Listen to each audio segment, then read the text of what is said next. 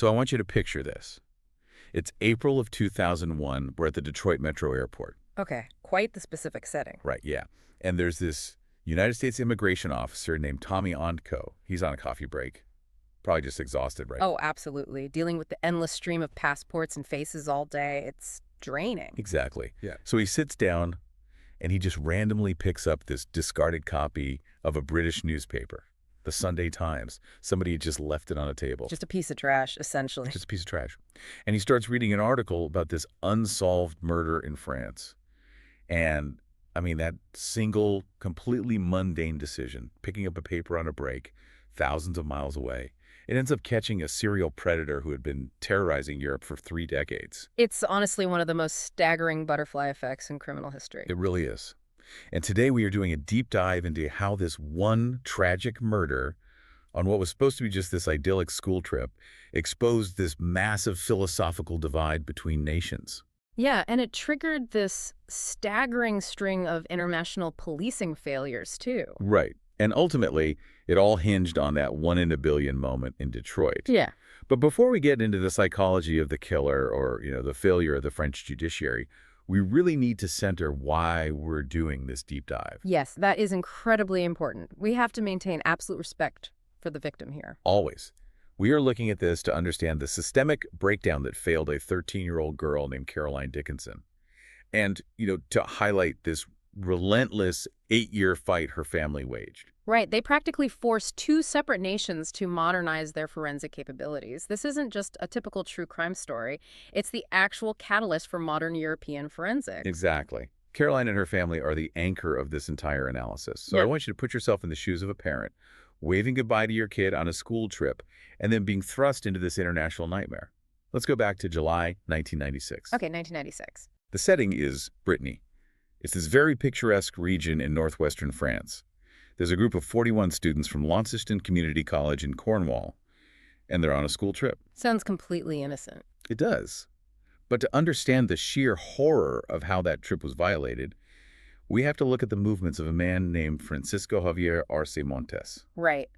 We really have to track his specific trajectory on the evening of July 17th to even begin to understand his psychological state. So who is Montes at this point? Well, he's a 46-year-old Spanish national, and he's basically a drifter. He lives this very transient, rootless existence, just constantly moving across borders. Like France, Holland, Germany, Spain, the UK. He's just everywhere. Exactly. He doesn't have a stable career or anything. He occasionally picks up work, as a waiter or a driver.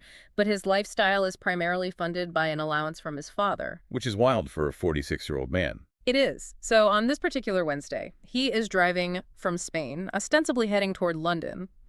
But he makes this highly specific, highly emotional detour to a town in Brittany called Vitré.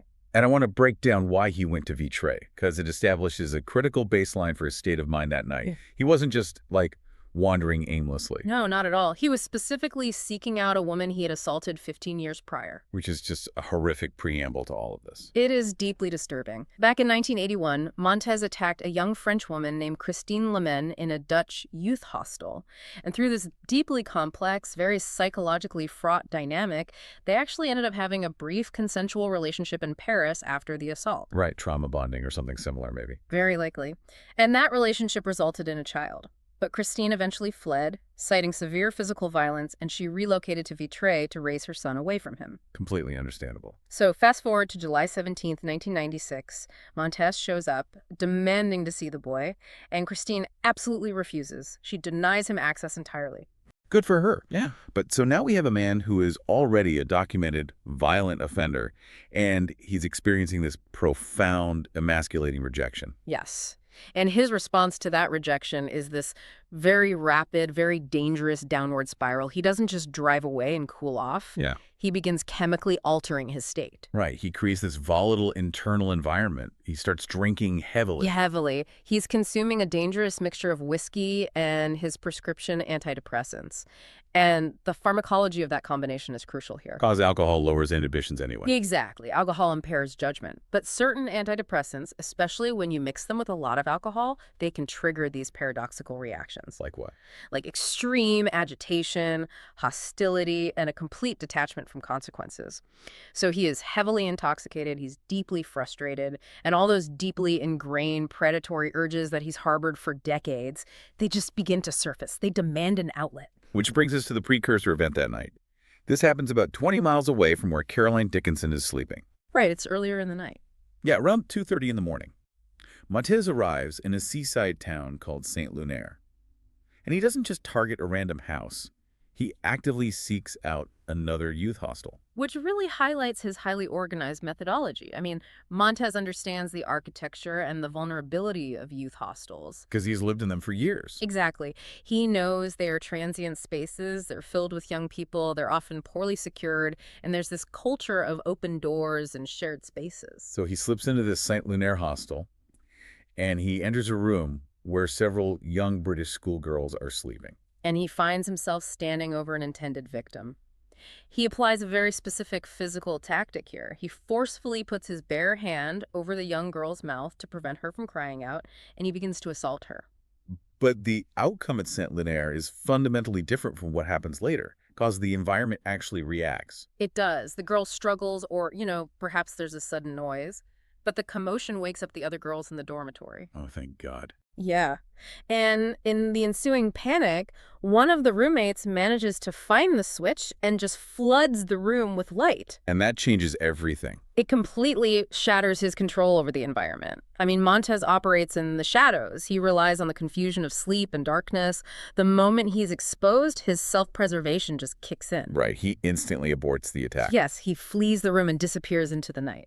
Okay, but this is a massive friction point in the timeline for me. A strange man breaks into a room full of young girls at 2:30 a.m., violently assaults one of them, and runs away. Yet no immediate alarm is raised to the local authorities. I know, it's hard to grasp. There were no sirens, no immediate police canvassing of the area, no roadblocks. Why did that critical window for capture just completely close without any action? It is entirely understandable to view that as a glaring failure, from a retrospective standpoint. But if we analyze the psychology of the victims in that specific moment, it becomes tragically clear. Okay, walk me through it. We are talking about young teenage girls.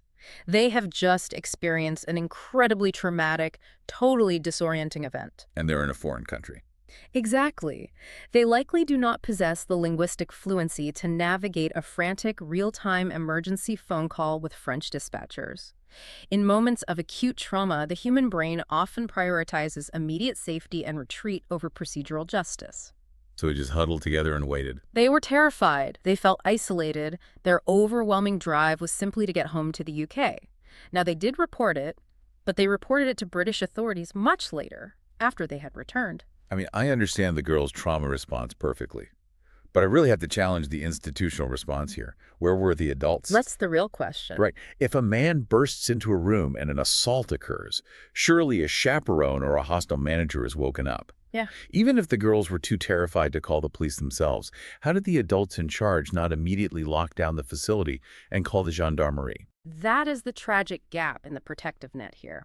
The chaotic nature of the incident, the rapid flight of the perpetrator, and the immediate shock of the victims meant that the adults were either not immediately alerted to the severity of the intrusion, or the response was just tragically delayed until morning. It was just a localized panic. Exactly. It didn't reach the threshold of an official emergency response until it was far too late. And the consequence of that silence is catastrophic. Because it dictates Montes's psychological trajectory for the rest of the night. He doesn't drive away from Saint-Lunaire feeling like remorseful or relieved that he wasn't caught. He drives away feeling frustrated. Precisely. This is textbook predator escalation. His predatory drive was not satisfied, it was interrupted. Furthermore, he analyzes his failure. He's problem solving. Sadly, yes. He realizes he made a tactical error. He relied on his bare hand to silence the victim, and it simply wasn't sufficient. The victim was able to make enough noise to wake the room. So as he gets back into his car, still fueled by the whiskey, the pills, and the residual adrenaline, he begins to adapt his methodology. He formulates a plan to ensure his next target absolutely cannot scream. Which takes us 12 miles down the road. It's an hour and a half later, roughly 4:00 a.m. on July 18th. Montes arrives in Pleine-Fougeres. He locates another youth hostel. And we see the immediate chilling evolution of his tactics here, Yeah. because he doesn't walk toward this building empty-handed. No. Forensic analysis and later trial testimonies established that Montes armed himself with a wad of white cotton before entering the building. Just a wad of cotton. Yes, and this is the absolute hallmark of premeditation. He recognized the failure point at Saint-Lunaire and he engineered a solution. The cotton was selected to create a hermetic seal. Because he knew a hand could slip. Exactly. A hand allows air and sound to escape. But a wad of cotton forcefully pressed into the mouth and nasal passages would completely obstruct the airway. It ensures absolute silence. God, that is so grim. And as he approaches the building, we encounter this detail about the hostel's security protocols that is just, it's devastating. It really is. It involves a policy instituted by the school with, completely innocent protective intentions. But it ended up handing a predator the keys to the castle. You're talking about the door policy. Right. The teacher organizing the trip, Elizabeth Barker, explicitly instructed the children not to lock their dormitory doors at night. It's the paradox of institutional duty of care. You have to remember, the chaperones were responsible for 41 children in an unfamiliar environment. Right. Their primary concern was internal emergencies. Exactly. What if a fire breaks out and a door is jammed? What if a child becomes violently ill in the middle of the night? What if someone is having a severe panic attack? The teachers prioritized immediate, frictionless access to the children to mitigate those internal risks. They engineered this system for the wrong disaster. They did. They completely ignored the risk of an external predator. It's like leaving the vault of a bank wide open overnight just to ensure the tellers don't lose their keys in the morning. I mean, the policy is rooted in trust. It assumes the building itself is a safe container. But because of that policy, Montes didn't have to break a window or pick a lock. He literally just turned the handle. He enters the hostel seamlessly. He navigates to the first floor and he targets room 4. Inside, 13-year-old Caroline Dickinson is sleeping on a mattress on the floor. She's sharing the room with 4 other school friends. And he enters the pitch-black room and begins the assault. The testimony regarding what happens next is incredibly difficult to process, but it is essential for understanding how human perception works in moments of hidden crisis. Yeah, we have the perspective of Ann Jasper, one of the girls sharing room 4. She was 22 when she finally spoke publicly about this at the 2005 appeal trial. She recounted waking up in the middle of the night to a strange sound. Right. She described hearing, quote, something banging against the wall. But we really have to look at the cognitive state she was in. She's pulled from deep sleep in a pitch-dark room. And the brain, when it's operating in an environment it has deemed safe, will actively try to rationalize anomalous inputs. It wants to avoid triggering a panic response. So Anne's brain processed the rhythmic thudding and rationalized it as a completely mundane object. She thought it was simply a bottle top hitting the wall. But the auditory anomalies didn't stop there. She heard Caroline's voice. Anne testified that she heard Caroline wriggling on her mattress. She heard muffled vocalizations, specifically making out words like mum and help. But again, the brain's threat detection system had been entirely bypassed by the assumption of safety. Anne processed those muffled pleas and assumed her friend was simply experiencing a bad dream. She concluded Caroline was having a nightmare, rolled over, and went back to sleep. The psychological weight of that moment is staggering. The survivor's guilt she must have carried is just unimaginable. She assumes her friend is having a nightmare, when in reality, the nightmare is a physical entity operating 3 feet away in the dark. And the reason Caroline's cries were muffled enough to be mistaken for sleep talking was directly because of the tactical adjustment Montes made after Saint-Lunaire. The cotton wad. Yes. It functioned exactly as he intended, but with a lethal consequence. Medical examiners and forensic experts later determined that by forcing the cotton into Caroline's airways and applying immense downward pressure to stifle any noise during the sexual assault, Montes induced rapid and violent asphyxiation. So she couldn't breathe at all. The restriction of oxygen was absolute. She was dead within a maximum of 2 minutes. Oh my God. Montes then released the pressure, slipped back out the unlocked door, and simply vanished into the early morning. So the timeline jumps to 8:00 a.m. on July 18th. The sun is up, the teachers are waking the students, and the illusion of the protective safety net is just permanently destroyed. Caroline is found dead in room 4. It's a horrific discovery. It is. And I want to talk about the immediate processing of the crime scene because it sets the stage for the massive investigative failures that follow. What did the French authorities actually find when they arrived? The initial crime scene analysis was a very grim clinical procedure. It immediately established the severity and the nature of the crime. The public prosecutor later detailed these findings exhaustively in court to establish the facts. And what do they detail? Caroline's underpants had been removed and rolled into a ball between her legs. The blood-stained piece of white cotton, the weapon used to silence her, was left resting on the mattress beside her. So he just left it there. He did. A police physician arrived, confirmed substantial trauma to the genital area, and officially ruled the cause of death as mechanical suffocation. But most crucially, they recovered biological evidence. The semen found on the victim's hip. Exactly. That biological evidence is the absolute linchpin of this entire narrative. It is the genetic fingerprint of the killer. But as we pivot into the investigation, we see that having physical evidence and possessing the institutional capacity to actually utilize it are two vastly different concepts. They really are, and we are stepping into what legal scholars and journalists later dubbed the DNA divide. Right. So to understand this divide, we have to look at the immediate response of the French state. The murder of a young British citizen on a school trip, that's an international incident. With massive diplomatic and media implications, the pressure to solve the case instantly is immense. 50 French gendarmes descend on this tiny village of Pleine-Fougeres. And the investigation is spearheaded by an investigating magistrate named Gerard Zog. Yes, and when political and media pressure reaches a boiling point like that, investigators are highly susceptible to tunnel vision. They want the simplest narrative. So within days, Magistrate Zog's team zeroes in on a local suspect. They arrest a local vagrant named Patrice Padet, and he fits the classic profile of a convenient scapegoat. He is marginalized, he lacks resources, and he's socially isolated. They bring him into custody and subject him to a grueling, continuous 48-hour interrogation. And under that immense psychological pressure, Padet breaks. He formally confesses to the rape and murder of Caroline Dickinson. We really need to pause and unpack the mechanics of a false confession here. Yeah, please.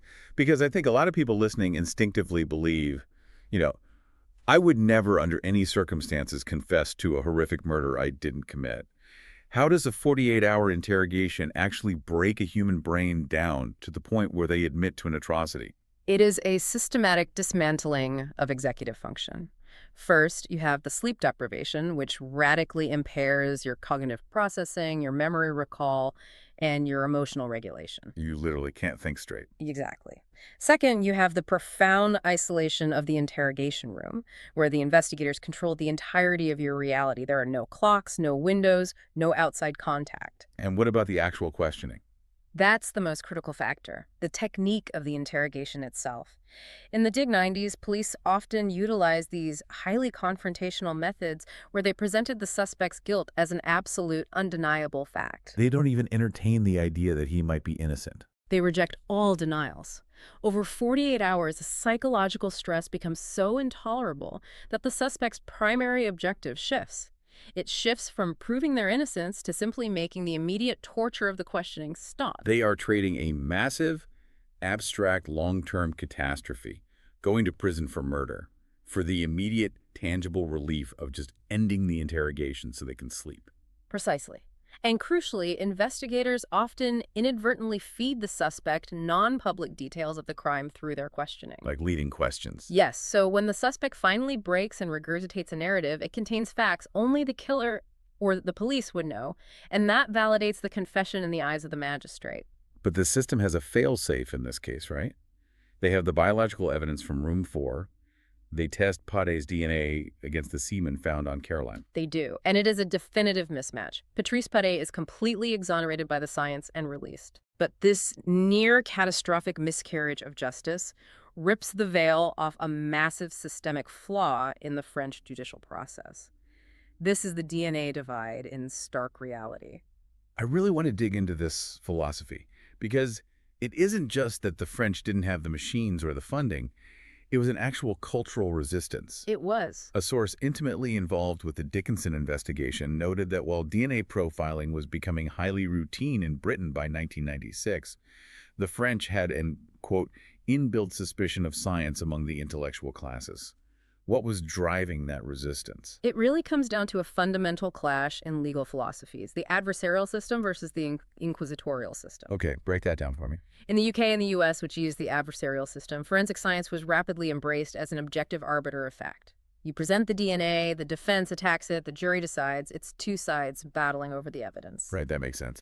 But France operates under an inquisitorial system which is dominated by the juge d'instruction, the investigating magistrate. Like Magistrate Zog. Yes. The magistrate is an incredibly powerful figure who acts as both the lead investigator and a quasi-judge. Historically, the French system revered the intellect, the intuition, and the deductive reasoning of that magistrate.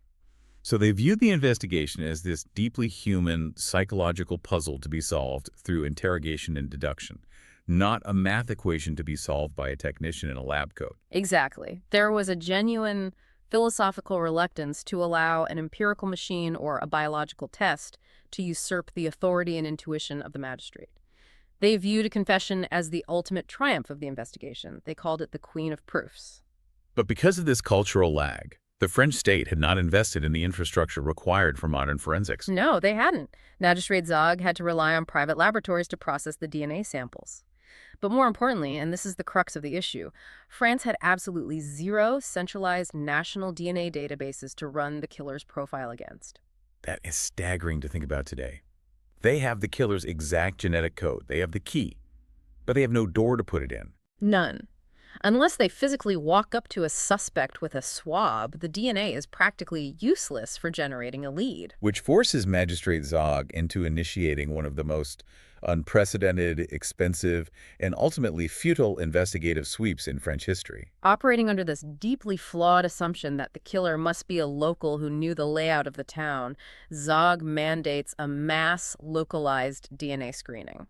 How many people did they swap? The authorities meticulously tracked down and took biological samples from roughly 4,000 men. 4,000.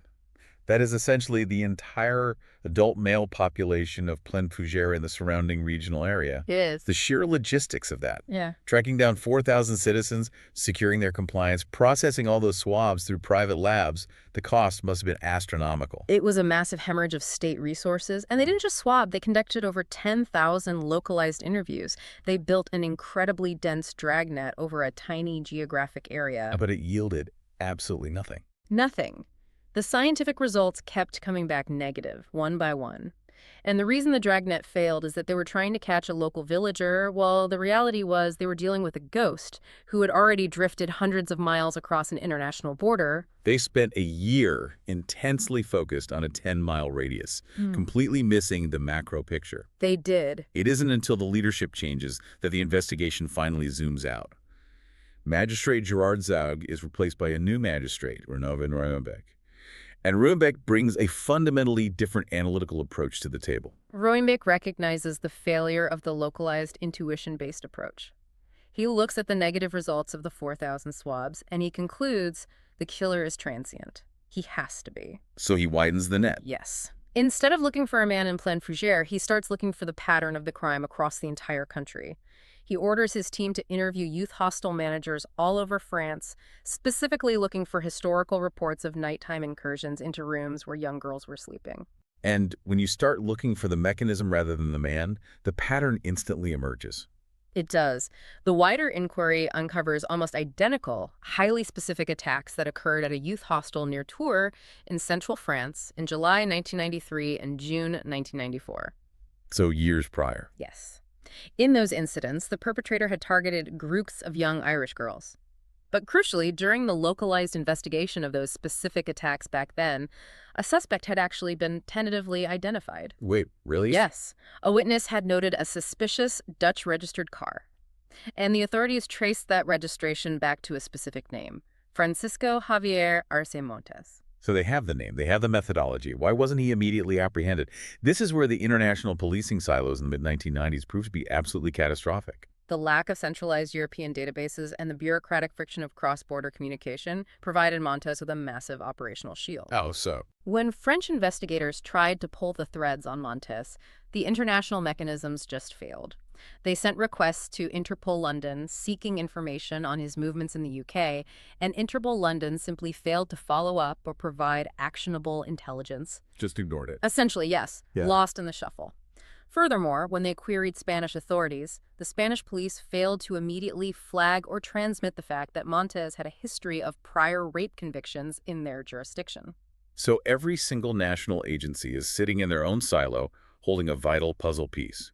Spain has his criminal history, France has the crime scenes, the UK has his travel movements, but there is no unified table where they are putting the pieces together. It was a bureaucratic disaster. The information existed, but the latency in sharing it meant Montes was always 3 steps ahead of the paperwork. So, as the French finally start to compile a dossier on him, what kind of psychological profile emerges? Like, who exactly is the man they are chasing? The psychological evaluations and background reports that were later presented at trial paint a portrait of a deeply disturbed, profoundly isolated individual. Where was he from originally? He was born in March 1950 in Gijón, a town in northern Spain. He was the only son of middle-class parents who operated a local grocery store. And Montes repeatedly claimed to investigators that his childhood was miserable. In what way? He specifically fixated on his mother. He stated unequivocally that she hated him, while noting his father was his primary source of support. This maternal rejection seems to have profoundly impacted his development, because by his late teens, his behavior begins to fracture into severe pathology, right? Yes. He begins exhibiting extreme obsessive-compulsive behaviors specifically centered around hygiene and contamination. He developed a severe phobia of touching objects with his bare hands. Like anything. Anything. Yeah. He refused to touch doorknobs, handles, or light switches directly.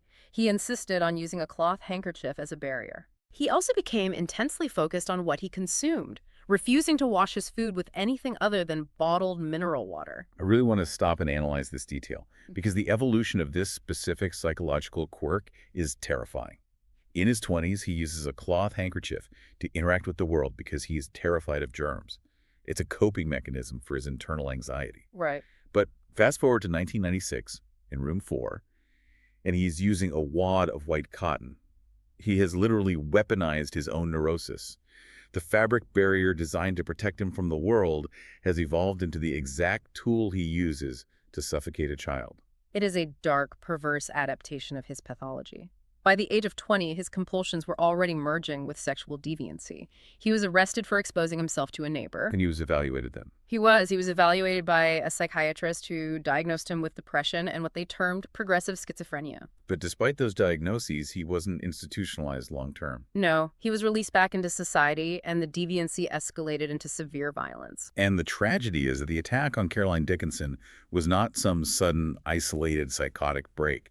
It was the culmination of a lifelong transnational predatory career. He had been hunting for decades. We already discussed his 1981 attack on Christine Lemens in the Dutch hostel, but his criminal record in Germany was even more severe. What happened then? In mid-1980s, he was actually convicted and sentenced to 5 years in a German prison for multiple armed rapes. So he is a convicted, violently armed serial rapist. He serves out his sentence in Germany, and then what? He just walks out of the prison gates and resumes traveling. That is exactly what happened. He served his time, and because there was no pan-European sex offender registry, he crossed the border and his slate was functionally wiped clean in the eyes of local beat cops. That's horrifying. He's just resumed his rootless life. An acquaintance of his, Eduardo Rizesgo Suarez, later gave a chilling testimony.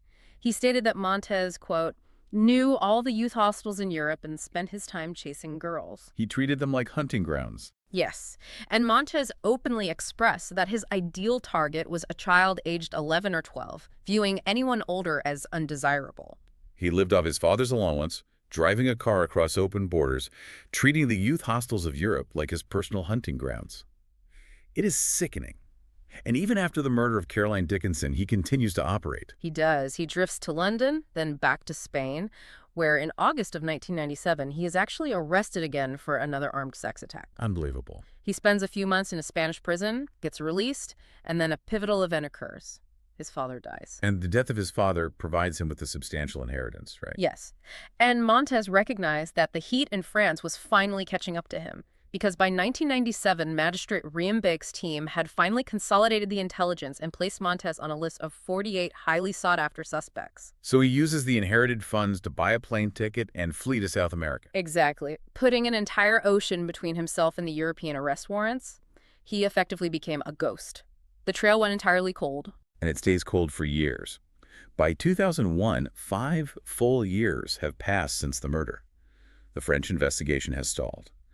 But back in the UK, Caroline's father, John Dickinson, mounts an incredible, relentless campaign to ensure the French judiciary does not bury the case. The sheer endurance of John Dickinson is a masterclass in victim advocacy. I mean, he refused to accept the silent. He made, what, 18 separate trips? 18 separate grueling trips across the English Channel to France, demanding meetings with magistrates, pushing for updates, begging for answers. And he understood the power of public relations, heavily utilizing the British press to keep Caroline's face and the unresolved nature of the crime in the public consciousness. He was effectively shaming the French legal system into maintaining an active posture. And it is precisely that media strategy that triggers one of the most astonishing, statistically impossible twists in true crime history.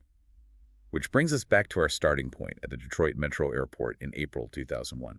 Right, because John Dickinson's media campaign had resulted in a feature article in the Sunday Times marking the 5-year anniversary of the murder. And the article explicitly detailed the failed manhunt and named the prime suspect, Francisco Arce Montes. So Tommy Ontko, the American immigration official, sits down in Michigan, thousands of miles away from Brittany, Cornwall, or Spain. He picks up this British newspaper left behind by an international traveler. He reads the article. And instead of just throwing it in the recycling bin and going back to stamping passports, he takes a decisive action. It is the ultimate alignment of random chance and professional initiative.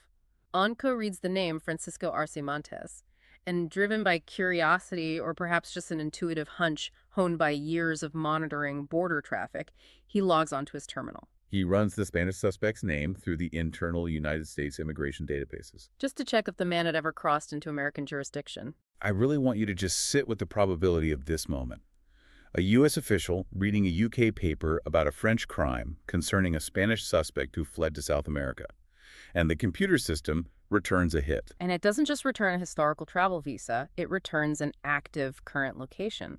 The database reveals that Francisco Arce Montes isn't hiding out in a remote South American village. He is currently sitting in a jail cell in Miami Beach, Florida. How does a European fugitive end up incarcerated in Miami? Because geographical relocation does not cure severe predatory pathology. Montes had traveled from South America to Florida, and his behavioral loop simply reset. In March of 2001, just a few weeks before Tommy Ontko ran his search, Montes was arrested by Sergeant Angel Vasquez of the Miami Beach Police Department. And the circumstances of the arrest were horrifyingly familiar. Montes had broken into a youth hostel in Miami and committed a lewd and lascivious assault against a female tourist from Ireland. It is the exact same methodology. Entering a transient space, targeting a female tourist in a dormitory. But this time, Montes encounters a law enforcement system that operates fundamentally differently from the French system of 1996. He encounters American forensic protocol. Sergeant Vasquez did not rely on extracting a confession through prolonged interrogation. He relied on the empirical data. He immediately secured DNA swabs from Montes. Yes. Vasquez submitted those samples, and they were a direct match to the biological evidence left at the Miami hostel crime scene. The Miami police also linked Montes to 4 other similar incursions in the area. So Tommy Ontko sees this arrest record in the database. He immediately contacts the international liaisons. He alerts the French and British authorities. And the French magistrates, who have been sitting on the DNA profile from room 4 at Pleine-Fougeres for 5 years, finally transmit their genetic data to Florida. The Miami lab runs the comparison against the swab Sergeant Vasquez took from Montes. The scientific conclusion is absolute and devastating. The genetic markers align perfectly. What were the odds? French forensic officials publicly stated that the probability of the DNA belonging to anyone other than Francisco Arce Montes was 1 in 6 billion. 1 in 6 billion. Oh. They finally had their ghost, and they had him locked in an irrefutable mathematical cage. They did. And the state of Florida recognizes the severity of the French charges. They agree to suspend their local prosecution to facilitate immediate extradition. Montes is placed on a plane and flown back across the Atlantic, bound for the French judicial system he had evaded for nearly a decade, which initiates the final phase of our narrative, the pursuit of justice in the courtroom, beginning with the 2004 trial in Rennes. Yes. In June 2004, Montes is brought before the court in Rennes. He is now 54 years old, and the man who had terrorized youth hostels across the continent has visibly deteriorated. He's lost a significant amount of weight and exhibits signs of severe psychological distress. And his defense team immediately attempts a procedural delay. They argue to the presiding judge, Fabien Drouet, that Montes had only recently been transferred from a psychiatric facility near Paris, that he is mentally unfit, and that the defense requires more time to prepare. But Judge Drouet firmly rejects the request, recognizing it as a stalling tactic. Completely. And when you analyze Montes's demeanor throughout the trial, it is a masterclass in narcissistic manipulation. He attempts to control the optics of the courtroom. Yeah. What does he do? He adopts this frail, hunched posture. He speaks in a dull, barely audible monotone. He tries to play the victim of a convoluted foreign system, routinely claiming he doesn't fully understand the French language. Even though he lived there and dated a French woman. Exactly. He answers complex questions with a dismissive, not a lot. He is attempting to project vulnerability to elicit sympathy from the jury. But the prosecution systematically dismantles this facade. And incredibly, the most emotionally devastating blow to Montes's defense doesn't come from the DNA experts. It comes from his own family. It does. The prosecution reads a formal statement from Montes's mother into the court record. Remember, Montes had long blamed his psychological issues on his mother's hatred. Right. Her adult assessment of her son was completely unsparing. She stated for the record that she was entirely, quote, repulsed by him. Wow. She testified that simply entering his childhood bedroom filled her with disgust. She explicitly stated she would rather sleep rough on a cold doorstep than share a living space with him. It is an absolute visceral repudiation by the woman who gave birth to him. And what is Montes's reaction to hearing this read aloud? He bursts into uncontrollable tears in the middle of the courtroom. But the context of those tears is entirely self-serving. He is not weeping out of remorse for Caroline Dickinson. He is not weeping for the agony of her parents sitting feet away from him. He is weeping because his own mother rejected him. It is pure, unfiltered narcissism. He even turns to Caroline's parents and says, I ask Caroline's parents to forgive me for these tears. They are totally out of place in this room where it is not I who am the victim. It is a grotesque performance of self-pity. Recognizing that the jury is entirely alienated by his behavior, Montes's legal team attempts to pivot their defense strategy. They realize the 1 in 6 billion DNA match makes denying the sexual assault completely impossible, so they concede the assault. But they vehemently deny the charge of murder. Montes testifies that while he assaulted her, Caroline was completely alive and breathing when he removed the cotton wad and left room 4. He suggests someone else must have entered the room later or that she succumbed to a separate medical event.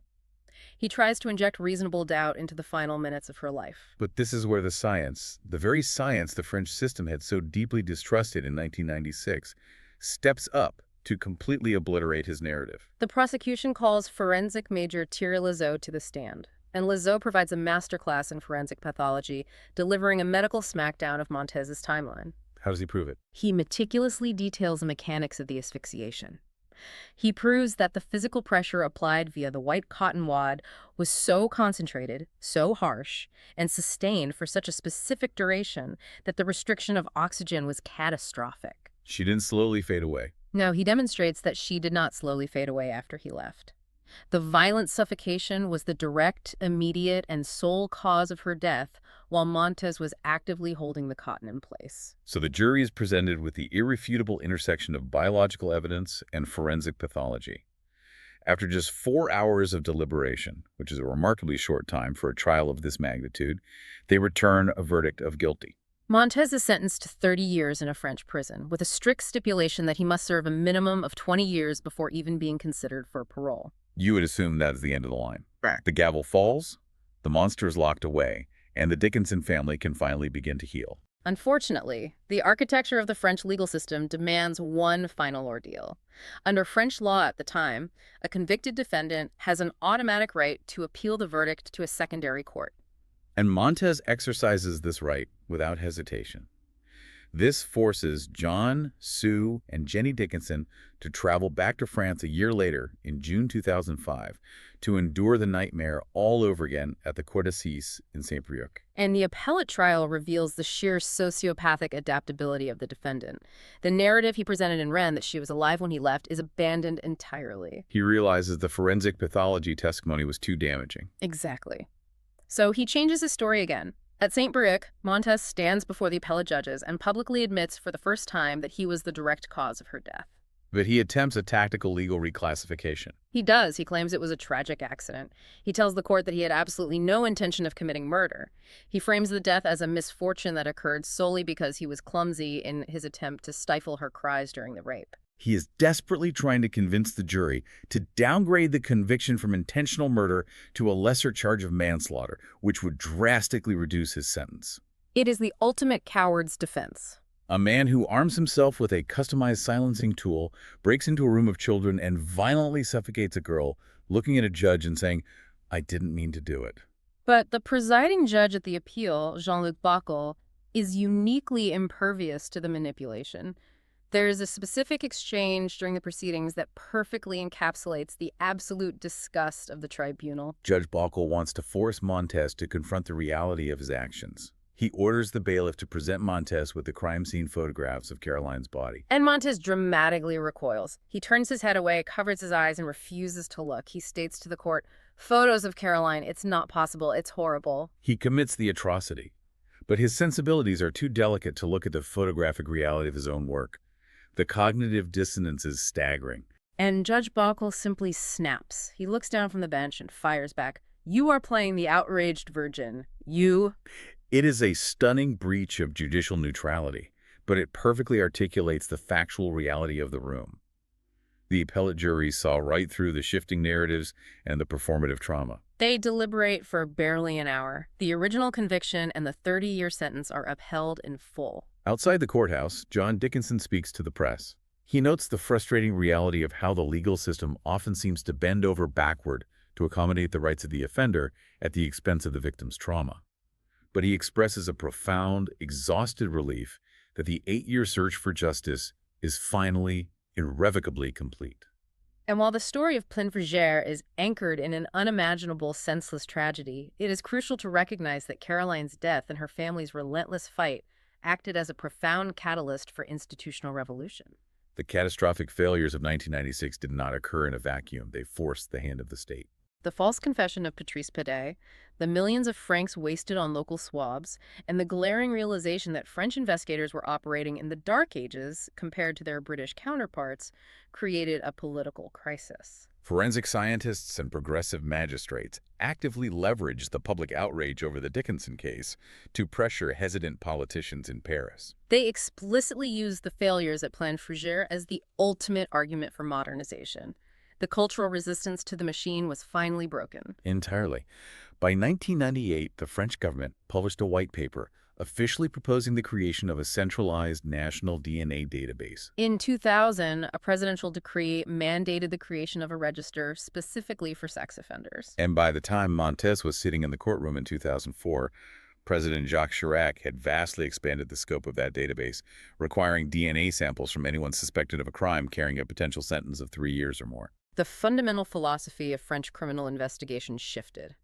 The intuition of the magistrate was no longer the sole pillar of truth. It was augmented and checked by empirical biometric science. John Dickinson's refusal to let his daughter's case be quietly filed away fundamentally changed the architecture of a nation's justice system. Because of the Dickinson family, a predator operating in France today faces a sprawling, interconnected biometric net that simply did not exist when Francisco Arce Montes slept out of room 4 and vanished into the dark. It is an incredible legacy of systemic reform born from unimaginable personal grief.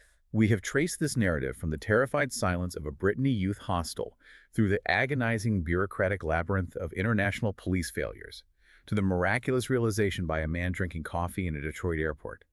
We have watched a system that relied on coerced confessions transform into one anchored by genetic mathematics, ultimately bringing down a ghost who had haunted Europe for decades. But as we close this analysis, we are left with a profoundly unsettling reality regarding the mechanics of justice. Consider the sheer volume of variables that had to align perfectly for Montes to face a judge. If Tomianko had not taken his break at that exact time, Or if the traveler had thrown the newspaper away instead of leaving it on the table. if Onko had decided to read the sports section instead of the news, Or if he had ignored his intuition and failed to run a simple search in the database. for Francisco Arce Montes would have remained a ghost. The safety net we all rely on was entirely broken. It was repaired by a 1 in a billion anomaly. And it forces you to look at the world, look at the unsolved cases fading into history, and wonder how many other monsters are walking free among us right now, living out their lives, simply because they are waiting on a stroke of sheer luck that hasn't happened yet.